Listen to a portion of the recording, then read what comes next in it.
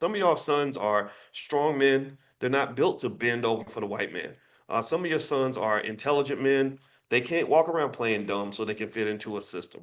Right? Some of your sons have potential that gets wasted because the only time they get to be a boss is in the bedroom or on the football field. I want them to be a boss everywhere they go. Right? I want them to be a boss in the classroom. So you got to put them in an educational environment that's going to reward them for their creativity and intelligence and perspective and energy. It's not going to punish them. This is why black people should be educating black children. I stand on that. I've been saying that for 25 years. I'm gonna say it again. I'm gonna keep saying it. Jawanza Kunjufu said it before me. Black children should be educated by black people because your Malcolm X's and your Martin Luther Kings and your CEOs and your badass, your most intelligent, capable men are going to these schools that ain't nothing but penitentiaries on training wheels, and they're being punished at every turn for simply being who they are. You know how I know it? Because that was my experience. That was my experience. I was in detention all the time and didn't even know why the hell I was there. My grades were not good. I was told I was a troublemaker.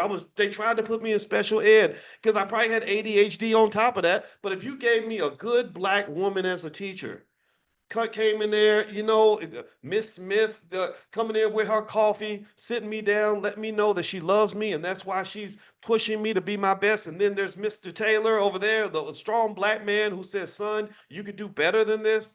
Oh, I would have been the best kid in the fucking class. Excuse my French, I cussed. I'm not gonna do it again. I would have been the best kid in that class. I would have had the best grades. I would have been the highest achiever. I would have performed at a high level because I'd want to do right by Miss Smith and do right by Mr. Taylor. I did not want to do right by Miss Sally from the suburbs, who ain't nothing but a modern day plantation master coming in trying to control me and turn me into a little white girl. That's what they want. If I was a little white girl who knew that I sit down, shut up, and speak the way they told me to speak, do what they told me to do, sit with my legs crossed, be a little wimp, emasculate myself, then maybe I would have fit in. That wasn't who I was because I felt a purpose. I felt energy. I always had that. And you know what saved me from that? Shout out to the black mothers who identified this in your sons because my mama protected me from that. My mama protected me from Miss Sally and where she was able to do it because my mama was young. My mama gave birth to me at 17, so she didn't know what the hell was going on. There was a little white girl who saw me when I was 5, when I was in my kindergarten class. And I kid you not, she told my mother when I was 5, she said, "Your son is special." She said, "Your son is smart." She said, "I think he might be a genius." She said, "But he's got a lot of energy." And she said, "What's going to happen is when he gets in public school, they're going to punish him a lot and they're going to try to put him on medication."